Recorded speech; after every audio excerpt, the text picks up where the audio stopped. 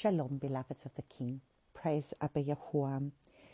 Here we are once again coming together where we are looking at this powerful prophetic book of Yeshayahu, Isaiah, a mighty prophet that has truly been opening up the eyes of our understanding in order to take us deeper in the revelation of the understanding of the Father's heart. And as we proceed now with the next few chapters, when we're going to look at chapter 36, chapter 37, 38, 39, we are really going to see that this is going to be an account that we're going to read, which is going to specifically be speaking about the sovereign, the king of Hezekiah and Hezekiah. And this is going to give us the story of the prophetic story. Well, it's basically the facts of what has happened. But we are going to have to look at this in a way that is why I've really had to spend a lot of time before I can proceed with the next 4 chapters, because the one follows the other, and it's really giving us the testimony, and it's telling us about this king. And so nowhere in the book of Isaiah do we really look at the other kings in detail as what we are going to look at this king. But it's because there's so much in his life that is important that the Father wants us to be able to understand, that we need to be able to cover this prophetic message, this understanding of Hezekiah's life, because there is a wealth for us to be able to take from this. And this has had me really engrossed for the last basically 3 days in order for me to be able to work through these next 4 chapters and to get the better understanding so that we can understand. So what we're going to have to do is, especially as we're going to look at the next 4 chapters, we are going to have to go into Kings, 2 Chronicles, and then continue to look at Isaiah, so that we are able to put the whole plan together, so that I can give you the whole understanding of what is spoken of here. Because if we're just going to look at this, I mean, this starts with just going into an account of what is going on of here, where really that, the sovereign of Ashur is going to send one of his representatives to be able to come and speak to sovereign Hezekiah, and they were coming up against Jerusalem. And so we need to understand the whole story to really be able to understand the next 4 chapters. And so we are going to be jumping around a little bit today, but by the time we are finished the next 4 chapters of this chapters of Isaiah, before we then start, it's almost like we finished 35. We've come to a place of where, wow, we finish with this kingdom to come, and then all of a sudden we go back in history and we're going to go look at a king, and we're going to see the focus of the life of this king, the importance of this king, because there was no other king like him really. And yet we look at the reason why Father wants us to zone in on this king. And I tell you, this has been the most amazing journey for me in really looking at the kings of Israel, at the kings of Yehudah, at looking at alliances, at looking at the understanding of what makes these kings fall.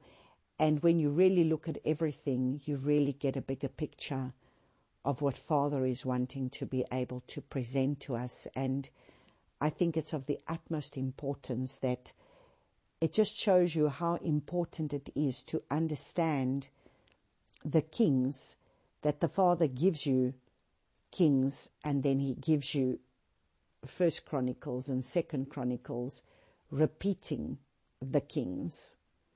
So when you've got it in a double portion in our Bibles, then I would say to you, this must be extremely important. And now Yeshayahu is taking this king and zoning in on this king with a magnifying glass. So there is an importance behind it that we need to understand. And so let us pray so that we can start. Abba Yahuwah, I just want to thank you, my Father. I thank you for how you are taking us by the hand and how you're leading us, and you're showing us the bigger picture and the understanding of what is in this prophetic book alone. That we see where Israel has gone wrong, we see where Yehuda has gone wrong, and now you're even going to bring us just the story of understanding a very, very powerful king. And Father, this is so significant because there's so much wealth that we can glean from this king and what his life was really about, and his trust and his faith in you, and how many of us can truly learn from this king, from his victories, from his downfalls, from his praise, from pride and arrogance and humility. And then it's not how we start that's important, but how we finish. And this is one of the biggest lessons that you're trying to teach us. It doesn't help us to do all these good things for the Father, and we start off very well, and we have done all these powerful things for his kingdom, like so many of these kings would have done.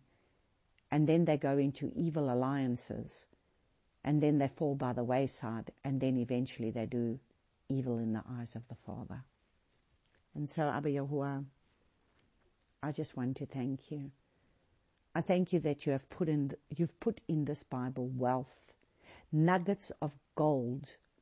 There is no treasure in our lives that we can treasure more than your word. Father, I've truly come to understand that I do not desire the treasures of this world as much as I desire your word and the revelation and the truth of your word, because it's truly your word that sets people free. Yet how sad it is that people will seek for the treasures of this world and for everything that this world has to give them more than they seek you, your kingdom, or your word.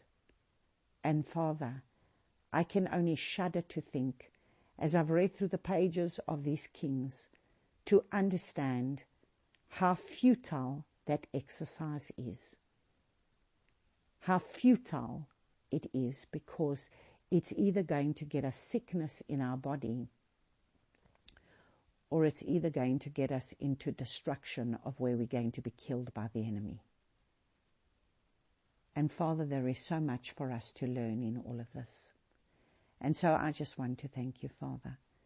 I just want to thank you for all the revelation that you are giving us, and that you can continue to take us by the hand and lead us step by step, and speak to my mind and speak through my lips the very oracles that need to come from your heart for us to truly understand this King, this powerful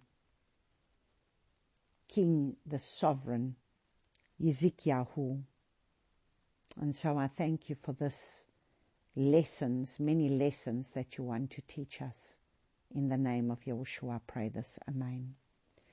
So praise Abba Yahuwah. We are actually going to start, before we start with Isaiah chapter 36, we need to first backtrack. And we are going to go to 2 Kings chapter 18, so that we can start to look at this king that we can start looking at the king of Hezekiah. And so we start to read from verse 1. And it came to be in the 3rd year of Hoshea, son of Elah, sovereign of Israel. Okay, so you must understand, if there's one thing that we need to understand from the kings, and that is why we read through the kings, to understand exactly what has happened in the kingdom, because there was, up until David, up until Solomon, the kingdom was made up of one kingdom that was made up of 12 tribes. So remember, the father made a covenant with the house, and the house was made up of a house of 12 tribes. And this was his son. This was his set-apart son. This is his firstborn son. This is his inheritance that comes down from Avram, Yitzhak, and Yaakov, that then becomes Israel, that then has the 12 sons, and from there starts off this kingdom. And unfortunately, we have Saul, then we have David, which was a man after the Father's heart and did right in the eyes of the Father, except for a glitch here and there, but the Father still called him a man after his heart. And then King Solomon already started to go wrong, because King Solomon started to get married to all these foreign wives. And if he had read in the Torah, I think it's in Deuteronomy chapter 17, that he would have been told that a king is not to acquire much wealth, and a king is not to be able to acquire many wives. The very two things that became Solomon's downfall, because at the end of the day, Solomon had both. He was not to acquire much wealth, which he did, and then the big mistake that he did, he was not supposed to allow the Torah to depart from his eyes and from his mouth, and this is all that he did. So this we can read in Deuteronomy chapter 17, and listen to what it says in Deuteronomy chapter 17 from verses 15. And you shall certainly set a sovereign over you whom Yahuwah, your Elohim, has chosen. So at the end of the day, that's the other important thing. Father is the one who wants to choose the king. Set a sovereign over you from among your brothers. You are not to allow you are not allowed to set a foreigner over you who is not of your brother. Only he is not to increase horses for himself, nor cause the people to return to Mitzrayim. To increase horses for Yahuwah has said to you, do not return that way again.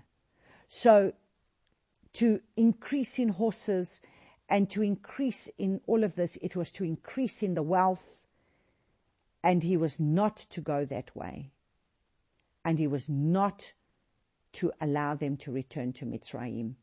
And how many of these other kings we see go making alliances with Egypt. And so he says, and he is not to increase wives for himself, lest his heart turn away, nor is he greatly to increase silver and gold for himself. So you see, he's not to put his faith and trust in chariots, in horses, not in acquiring many wives, and not to increase in silver and gold for himself. That was going to be able to exalt his heart. And this is something that we are going to see about this kings. And so this is when he says, and it shall be when he sits on the throne of his reign, that he shall write for himself a copy of this Torah in a book from the one before the priests, the Levites, and it shall be with him, and he shall read it all the days of his life, so that he learns to fear Yahuwah, his Elohim, and to guard all the words of this Torah and these laws to do them, so that his heart is not lifted up above his brothers, and so as not to turn aside from the command right or left, so that he prolongs his days in his reign, he and his children, and in the midst of Israel. So understand, this was what was given to kings. Now understand, because Solomon had much wisdom, he must have thought himself he is above the Torah, so he didn't meditate on the Torah, because if he had meditated on the Torah and written it, he would have got to Deuteronomy chapter 17,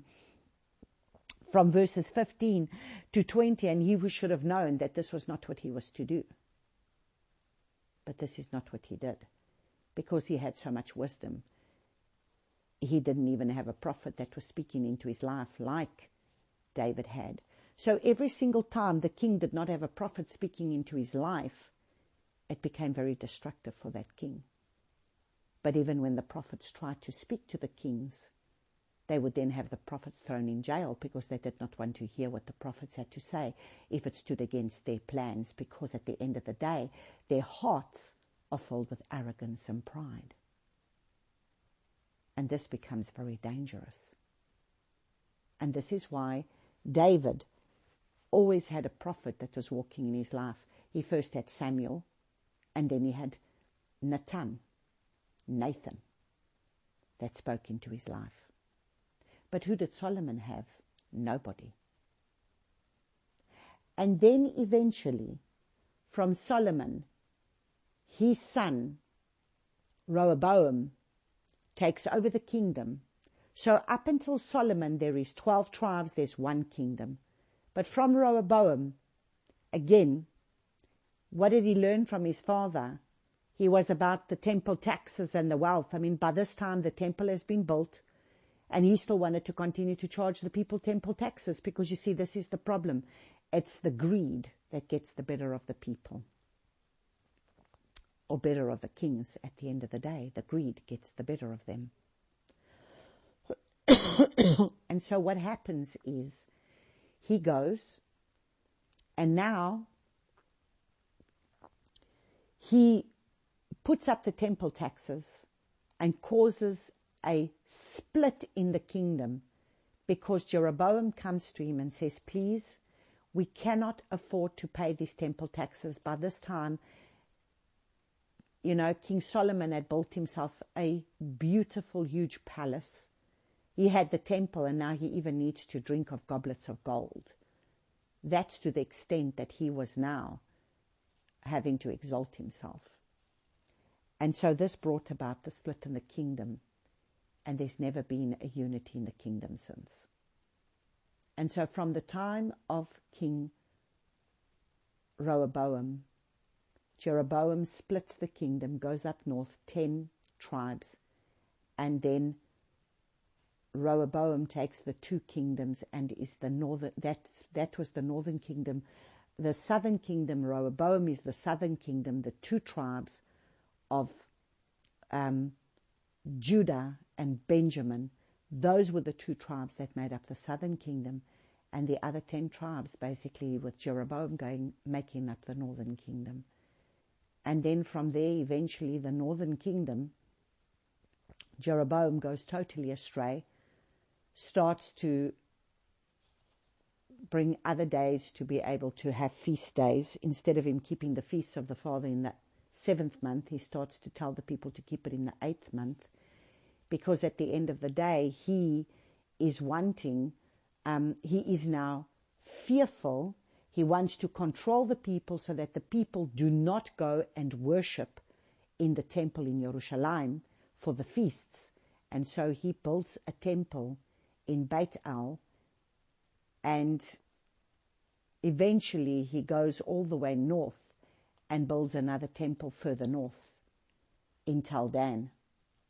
And by this time, he really starts to go into pagan worship, and basically, up until King Ahab, that really goes into Baal worship and all the Baal worship that goes with Jezebel and the Baal prophets.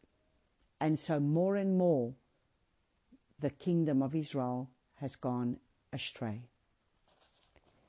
And so in chapter 18 of Kings, we read now that so this Hoshea, son of Elah, sovereign of Israel, so he was the sovereign of Israel, that Hezekiah, son of Ahaz, sovereign of Yehudah, began to reign.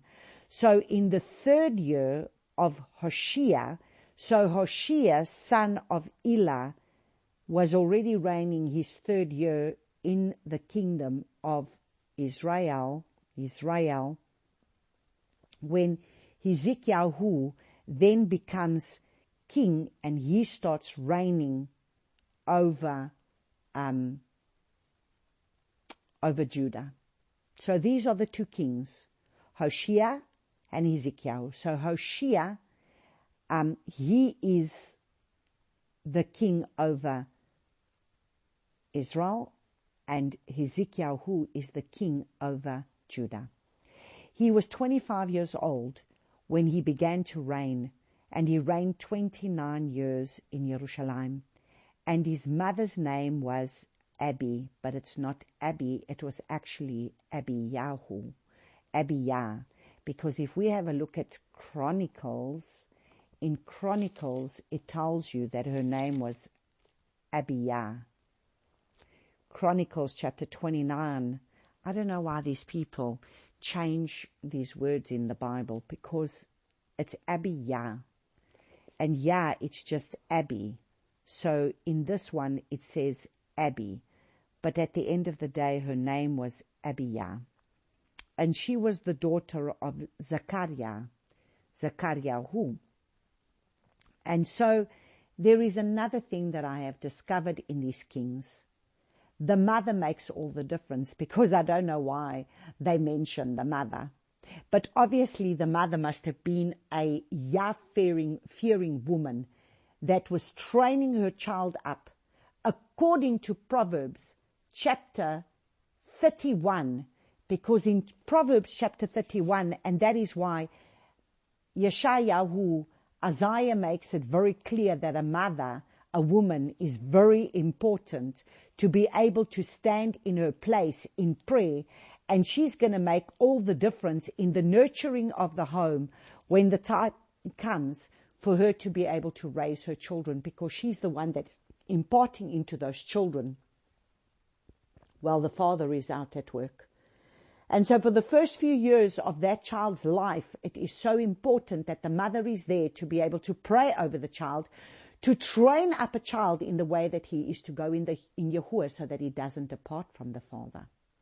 And so if you have a look at Proverbs 31, and it says, the words of the sovereign, Lemuel, a message which his mother taught him. So you see the significance of a mother that is going to train up a son in the ways of Yahuwah. So you see, it was a mother that was having to be there to impart into the son a sovereign, a king, that was going to make the difference whether this son was going to raise up and walk in the ways of Yahuwah or not. And it's so interesting, because when I have been reading now the last few days over Kings, over Chronicles, I have seen the difference that it's been when you see that there is a Yah-fearing mother, woman, who is there, who is praying. She was not only a good mother, but she must have been an excellent wife, because behind every successful, really a man that is walking with Yahuwah, there will be a praying mother or the praying wife. And so if we have a look at Proverbs, and in Proverbs 31, like I said to you, right in the beginning, before we go into this whole word about Proverbs 31, everybody always wants to turn and climb on the bandwagon of Proverbs 31, but it's actually about a mother speaking to a king. And she says, what my chosen, the words of the sovereign Lemuel, a message which his mother taught him. So this is the message that his mother taught him. What my chosen, and what chosen of my womb, and what chosen of my vows, Do not give your strength to woman, nor your ways to wiping away sovereigns. Not for sovereigns, O Lemuel. Not for sovereigns to drink wine. Here again, how many times have we been speaking about wine? Now she's saying a king should not drink wine. Not sovereigns to drink wine, nor for princes to desire strong drink, lest they drink and forget what is inscribed, and pervert the right of all the afflicted. Give strong drink to him who is perishing, and wine to those embittered in being. Let him drink and forget his poverty, and remember his trouble no more. Open your mouth for the dumb, in the cause of all the sons of the departed. Open your mouth, judge righteously, and plead the cause of the poor and needy. And then he says, who does find a capable wife? Because obviously the mother has told him what kind of wife he must choose. And that's when we get into this Proverbs 31. But you see, right in the beginning, it is a letter of a king, a sovereign, Lemuel, that is writing this letter from the words of his mother. And so I'm bringing this because all of these things are important in everything that I have read, in order for us to be able to build a foundation of what we're going to read over the next few days in terms of going deep into this revelation that the Father wants to give us over the next 4 chapters. And so we read, and it says, he was 25 years old when he began to reign, and he reigned 29 years in Jerusalem. And he did what was right in the eyes of Yahuwah, according to all that his father David did. So you see, at the end of the day, the last king that really did what was right in the eyes of the Father, who started as a good king, ended as a good king. Solomon started as a good king, but he didn't end as a good king. And especially when we read through the book of Ecclesiastes, we think, my goodness, this man really fell from the bandwagon somewhere. And he took away the high places and broke the pillars and cut down the Asherah and broke in pieces the bronze serpent which Moshe had made. For until those days the children of Israel burnt incense to it and called it Nehushatan. So understand, they were actually on these high places, and that bronze altar of this bronze snake that Moshe had erected, they still wanted to be able to worship this thing. And on all these high places, they were going to worship on all these high places. They were worshiping all these Asherah, and they were doing Baal worship. And this is Yehudah. But you see, you will understand why they were doing this, because if you go back a couple of chapters, a good couple of chapters, you will see that then there's a king that will say, and he did what was right in the eyes of the Father, and he did what was wicked in the eyes of the Father. And so they do all this good, and then all of a sudden the next king that comes along does utter wickedness and leads them into Baal worship all over again. And here's the key. And he put his trust in Yahuwah, Elohah of Israel, and after him was none like him among all the sovereigns of Yehudah, nor who were before him. Now that is a lot to say. There was none like him that was before him, his predecessors, nor those that came after him. And so there was one, his son just did absolute evil, wickedness, his son. But there was one that came after his son that then eventually started to do well, but yet right at the end did not listen to the words of the prophet. And so he says, and he clung to Yahuwah. He did not turn away from following him, but guarded his commands, which Yahuwah had commanded Moshe. There is the key for every king. These two scriptures are the key for every king and for every person for that matter. He put his trust in Yahuwah of Eluah of Israel, and after him there was none like him among all the sovereigns of Yehudah, nor who were before him. And Yahuwah was with him. Wherever he went, he acted wisely, and he rebelled against the sovereign of Ashur and did not serve him. So do you see?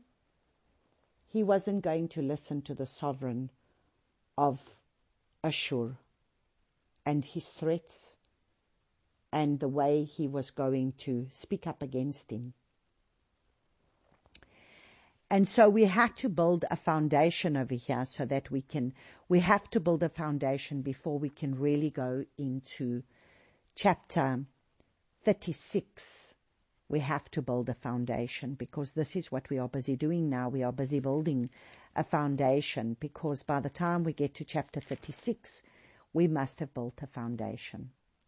And so this is why we are going to first look at this foundation that we're going to build, and then we're going to be able to work through the next few chapters as we go along, because the whole thing comes together over Kings and Chronicles and the next 4 chapters of Isaiah.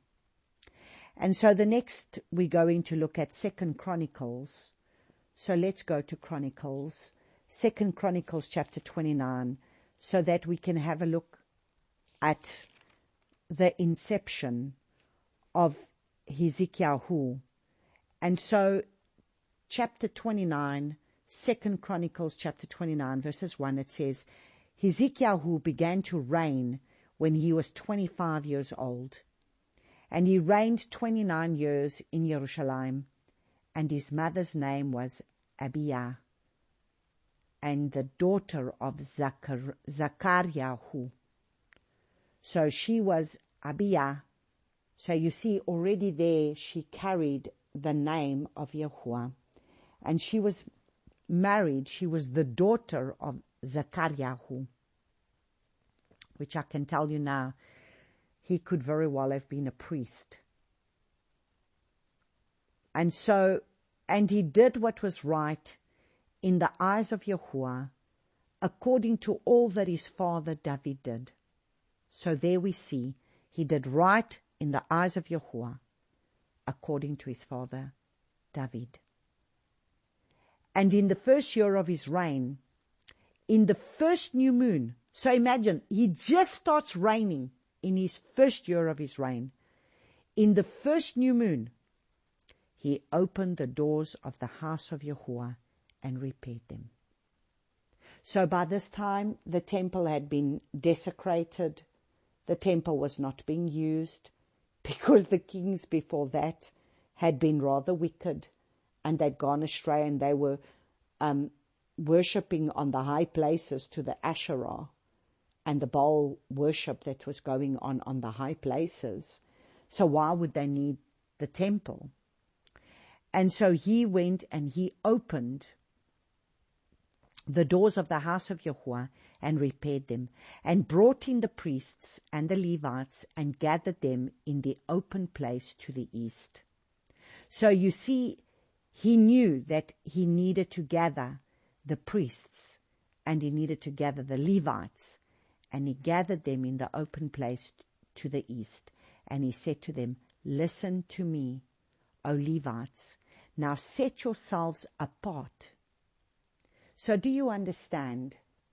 If you are looking to be a priest or a Levite, now you must understand a lot of the teachings that I am doing at this point in time and the teachings that I am called to teach people.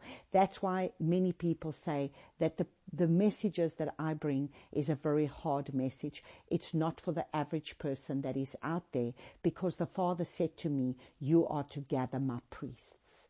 And that is the prophetic word that he spoke to me from Exodus chapter 29 verses 1, and this is the word that I was given, and that is why I'm saying sometimes it's difficult and many people do not follow because maybe they are not called to be priests or they were not called to be the Levites. And this is the prophetic word that I was given directly from the Father, and he said to me, and this is the task that you shall do to them, to set them apart to serve me as priests. And so this is the instructions that I have received. And so if these messages sometimes are too hard for people and they're not willing to want to do them, it's because then they are obviously not called to be part of his priesthood. Because remember, in the millennial reign, he's going to have a temple and he's going to have a priesthood all over again. We read that in Ezekiel. And so what does he do? He says to them, listen to me, O Levites. Now set yourselves apart. Set apart the house of Yahuwah, Yahuwah of your fathers, and remove the uncleanness from the set apart place. So understand, they had to remove the uncleanness from the set apart place. Now, I am speaking to priests and I'm speaking to Levites, but yet, are we not all called to be a priesthood unto the Father? And what is our body? Is our body not the temple that's supposed to carry his presence? So therefore, what are we supposed to do? Listen to what he says. Remove the uncleanness from the set-apart place. So are we not supposed to be removing the uncleanness from the set-apart place? Now do you understand why Isaiah 35 was a very powerful word? Because you had to understand only the clean, only those that are set apart and clean are going to walk on that highway. Nothing unclean is going to walk there. So you must decide who you want to be. Because at the end of the day, you either those that are wanting to dwell in the outer court, or you either those that are going to be in the Holy of Holies. Because all of Israel was able to go into the outer court, but only the priests and the Levites entered into the tabernacle, into the temple, and only the high priest went into the Holy of Holies. And so he says, remove the uncleanness from the set-apart place. For our fathers have trespassed and have done evil in the eyes of Yahuwah, our Yahuwah, and have forsaken him, and have turned their faces away from the dwelling place of Yahuwah, and have given their backs. So they started to worship towards the east, and to the Baal worship that is the east, to the eastern religion gods. And they were not facing towards the Holy of Holies, which is what's facing west. They want to do the eastern Baal worship. And they have shut the doors of the porch and put out the lamps, and they have not burnt incense or offered ascending offerings in the set-apart place to Yahuwah of Israel. Therefore, the wrath of Yahuwah fell upon Yehudah and Jerusalem, and he has given them up for a trembling, for an astonishment, and for a hissing. As you see with your eyes, and see, because of this our fathers have fallen by the sword, and yours and our sons, our daughters, our wives are in captivity for this. Now it is in my heart to make a covenant with Yahuwah, Yahuwah of Israel, so that the heat of his wrath turns away from us. So do you see, there has to be one that is going to raise up, a leader that is going to raise up and say, I choose to turn my back on everything that is not going to be pleasing to the Father. And I am going to help the people to do the same. So you have to make a conscious decision to want to make a covenant. And now in my heart, I make a covenant with Yahuwah, Yahuwah of Israel, so that the heat of his wrath turns away from us. Praise the Father that he rose up a righteous king, one that was going to do what was right in the eyes of the Father. So my sons, do not be slack, for Yahuwah has chosen you to stand before him, to serve him, and to be attendants for him, and burn incense. So you see, that burning of the incense is the prayers that we now give. And so at the end of the day, we need to be equipped, we need to be set apart, we need to be those cleaned up, we need to be those that are being presented before the Father. You see, it was the same as, in the time of Daniel had to raise up, and then he had to raise up Ezra, and Ezra was a priest that had to bring the people back to the Father, because they were once again going to have to worship, because by the time we get to we're going to get to them, Nehemiah having to build the walls of Jerusalem and the temple going to be rebuilt, there's going to have to be a priesthood, and the priesthood would have had to clean themselves up. Here the Father raises up a sovereign. By the time it comes to when they're coming out of Babylon, the Father raises up, there isn't a sovereign. And so the Father raises up a priest. He raises up Ezra. And before that, he had Daniel equipping them while he was in Babylon. And then he raises up a priest, Ezra, who is going to have to equip the people. And what he even told them to do was very difficult, because Ezra had to get them to say, you will divorce your foreign wives, and you cannot be a priest and come into the order and come and dwell in the land and be able to be serving the Father with your foreign wives and your foreign children. And this is what the priest, Ezra, told them to do. Because the Father wasn't going to have mixed seed. Because these were going to be his priests that were going to have to go down a set-apart bloodline to serve him. And so we have a look now, and we're going to go and read 2 Chronicles chapter 30.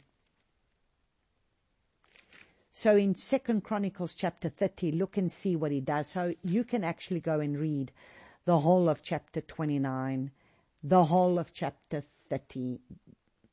And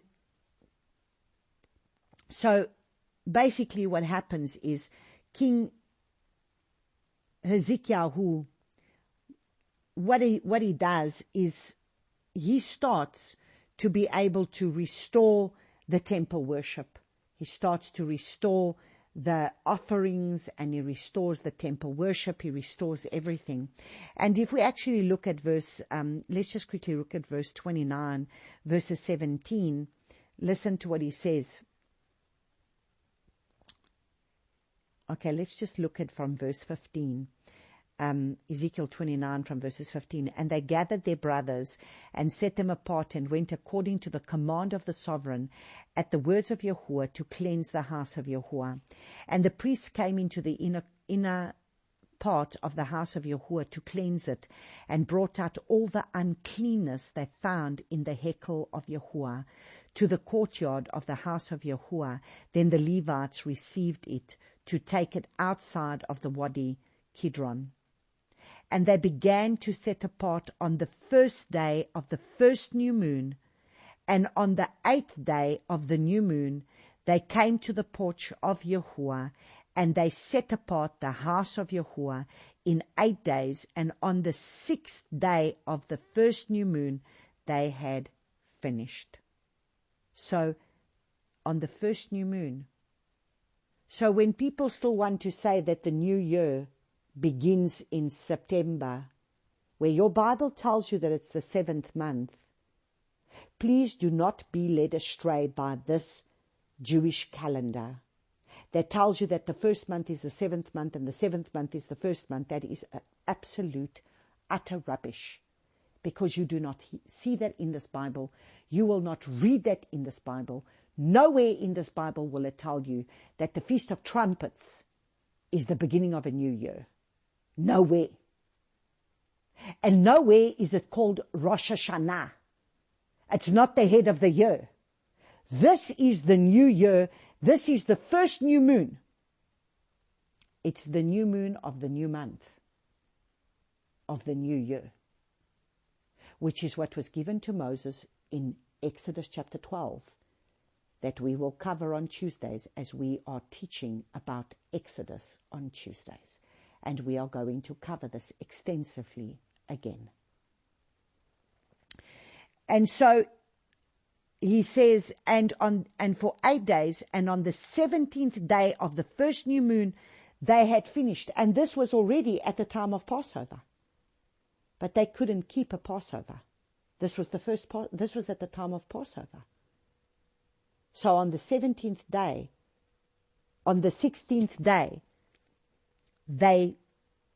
of the first new moon, they finished. But now let's go read in chapter 30 from verse 1. And Hezekiah sent to all Israel and Yehudah. So you see, now he extends an invitation, not only because he is the sovereign of Yehudah, but he is restored this temple. And the temple was supposed to have been a place of worship for both houses. And you see, that is what Jeroboam did wrong. King Jeroboam, which would have been the first king, sovereign over the northern kingdom, what he did wrong. He kept the people away from going to serve at the Father's tabernacle, at this time his temple, to be able to serve him in his temple. And so because of that, when they went and erected another temple and decided, well, we'll do our own thing, it didn't go very well with them. You cannot serve the Father the way you want to serve him. You will serve the Father according to his instructions of his word, whether you like it or whether you don't, or whether you want to reason it out in your mind or not. You don't make up your own commands and your own ways, and you don't reason things out in your mind. Because if this is what he says, this is what he says. It doesn't help people argue what he says, because his word is the final authority. But you see, this is the problem. And this is why the kings would stand up against the prophets, because the prophets only speak what the Father tells them to speak according to what is written in his word. But you see, Father brings the truth of his word, but people do not want that. And so they try to twist it here and twist it there and make it read what they want to hear. And this is what we see, why many kings go astray. And this is what I've had to read through. And so he says, and he also wrote letters to Ephraim and Manasseh to come to the house of Yahuwah at Jerusalem to perform the Pesach to Yahuwah Elohah of Israel. So you see, he invited them all to come and fulfill the Pesach. But now this is the thing, because now they've already had the first month where they were supposed to do it on the 14th day of the new month. But listen, but the sovereign and his elders and all the assembly in Jerusalem had taken counsel to perform the Pesach in the second new moon. So you see, Father always makes room for a second Passover. It's the only feast that he allows for a second Passover if you are not able to keep it in the first Passover. So in the first Passover, they were too busy cleaning the temple to get it prepared for them to be able to worship and serve the Father. For they were unable to perform it at its time, because not enough priests had set themselves apart, and the people had not gathered at Jerusalem. So do you see, not enough priests had set themselves apart. Do you see the importance of the priests having to set themselves apart for the Father, so that they can then become ministering to the people, to be able to help the people by them being set apart vessels? There is so much, beloveds of the King, that you can learn from these chapters in Kings. And then we read from 6. Let's read from verse 6. So, okay, we just continue to read. And the matter was right in the eyes of the sovereign and in the eyes of all the assembly. And they settled the matter to send a call to all Israel from Beersheba to Dan. So you see from Beersheba all the way to Dan, which is right up in the north, to come to perform a Pesach to Yahuwah, Elohim of Israel, at Jerusalem, since they had not done it for a long time, as it is written. And the runners went to all Israel and Yehudah with the letters from the sovereign and his leaders, and spoke according to all the command of the sovereign. Children of Israel, turn back to Yahuwah. Now look at what is written. This is what this king, Hezekiah, is writing. Children of Israel, turn back to Yahuwah, Elohim of Abraham, Yitzhak, and Israel. You see, he doesn't say the Yahuwah of Abraham, Yitzhak, and Yaakov. He is saying he is the Elohim of Abraham, Yitzhak, and Israel, because Israel was the one that was supposed to be the 12 tribes. And remember, in 1 Kings chapter 18, we read and we have learned that when Eliyahu built the altar, when he washed that altar 3 times with the water, and when he offered that offering in front of the prophets of Baal, and he shamed them all, what did he do? He cleansed the altar, he rebuilt the altar, but he said to the Yahuwah of Avram, Yitzhak, and Israel, not Yaakov. And he built that altar out of 12 stones to make up the 12 tribes of the house of Israel. And, you know, I don't like to sometimes speak things without you having to go and see it in the Bible. And so in 1 Kings chapter 18, it's very important that we understand this, because Hezekiah is prophetically now having to start to fulfill, to bring a fulfillment in what was already declared by the prophet Eliyahu. Eliyahu said to all the people, come closer to me. And all the people came closer to him, and he repaired the slaughter place of Yahuwah that was broken down. And Eliyahu took 12 stones, according to the number of the tribes of the sons of Yaakov, to whom the word of Yahuwah had come, saying, Israel is your name.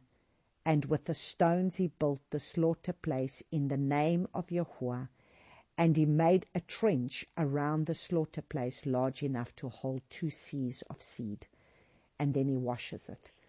And then if we look at the verse 36, it says, and it came to be at the time of bringing the evening offering that Eliyahu the prophet came near and said, Yahuwah, Elohim of Avram, Yitzhak, and Israel, let it be known today, you are the Elohim in Israel, and I, your servant, have done all these matters by your word. Answer me, O Yahuwah, answer me, and let this people know that you are Yahuwah Elohim, and you shall turn their hearts back to you again. And so he's standing before Israel at the time, not Yehudah. He was a prophet to Israel. And here is King Hezekiah. And this is why it is very important that Yashiyahu has decided to put this in the word. And I know we're going to go a little bit deep.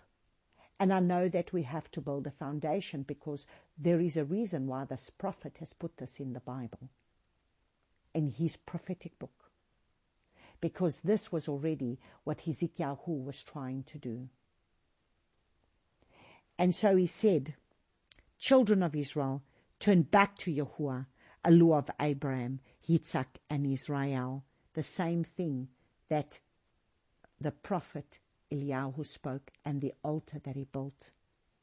And he also says, the Elohim of Avram, Yitzhak, yes, Israel, so that he returns to the remnant of you who have escaped from the hand of the sovereign of Ashur. And do not be like your fathers and like your brothers, who trespassed against Yahuwah, Elohim of his fathers, so that he gave them up to ruin, as you see. Now do not stiffen your neck like your fathers. Stretch forth the hand of Yahuwah and come to his set-apart place, which he has set apart forever, and serve Yahuwah your Eluah, so that his burning wrath turns away from you. For if you turn back to Yahuwah, your brothers and your children shall be shown compassion by their captors, even to return to this land. For Yahuwah your Eluah shows favor and compassion, and does not turn his face from you if you turn back to him. So you see what made this king different, and why there was none like him before and like him after, is because Hezekiah is a king that is not trying to make an allegiance, is not going into allegiance with the king of Israel because he's wanting to defeat his enemies. Instead, he's trying to reach his people, his brothers and his sisters, by saying to them, come back to the Father, come back to his temple, come back to his ways, repent, come back to his Torah, and then the Father is going to forgive you, and we will be one house eventually again. I tell you, I so cried when I read these accounts, because I thought, my father, this king was an amazing king. And this is why Yeshayahu is prophesying about him, is speaking about him. And so now we read 2 Chronicles 12 to 13, and it says, and also the hand of Eluah was on Yehudah, to give them one heart to do the command of the sovereign and the rulers at the word of Yahuwah. And many people, a very great assembly, gathered at Jerusalem to perform the festival of Matzot in the second new moon. So you see, this is when is the new year. The new year, it's when it's the first month. You can't have a new year at a seventh month. You have it at the first month, and it's at the time of the Passover, because that's when they passed over, when they came out of Egypt and passed out of Egypt into the promises that the Father was wanting to have before them, but they didn't go into their promised land, they went into a wilderness. You see, we always want to enter the promised land without going through the wilderness. Well, I'm sorry. Your wilderness is going to be there, because even Joshua had to go into a wilderness 40 days and 40 nights. And so it says, and then they went and they performed the Passover of Matzah. And then we go to 2 Chronicles 31. In 2 Chronicles 31, we have a look at verses 20 to 21. And it says, and Hezekiah did all this in all Yehudah. So if you really go and you read through the whole of 31, there is so much for you to be able to read, because then he reinstates. I mean, you can just read, if we read verse 3, and it says, and the sovereign portion for his possessions for an ascending offering, for the morning and evening ascending offerings, and the ascending offerings for the Sabbath, and for the new moons, and for the appointed times, as it is written in the Torah. And he said to the people, those who dwelt in Jerusalem, to give the portion for the priests and the Levites, so that they are strengthened in the Torah of Yahuwah. So he goes in and starts to tell the people that the priests need to focus on bringing the Torah for the people, and therefore that they are to be able to bring the offerings in to be able to support the priests. And so all of this, we start to read through 31, and then by the time we get to verse 20, he says that, and Hezekiah did all this in all Yehudah, and he did what was good and what was right and what was true before Yahuwah his Elohah. And in every work that he began, in the service of the house of Elohah, in the Torah and in the command, to seek his Elohah with all his heart, he did and prospered. Praise Abba Father. This is what is so powerful about this king. And this is why I couldn't just go and start Isaiah chapter 36 without first being able to build a foundation, because we need to understand about this. And so you are welcome to go and read through these chapters so that you can go and read for yourself about this powerful king.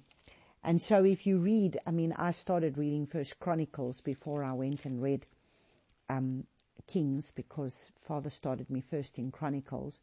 So if you really start at chapter 29, chapter 30, chapter 31, and then chapter 32, but that will be as we cover the rest of the next 4 chapters of Isaiah, then we will look at the rest of the chapters.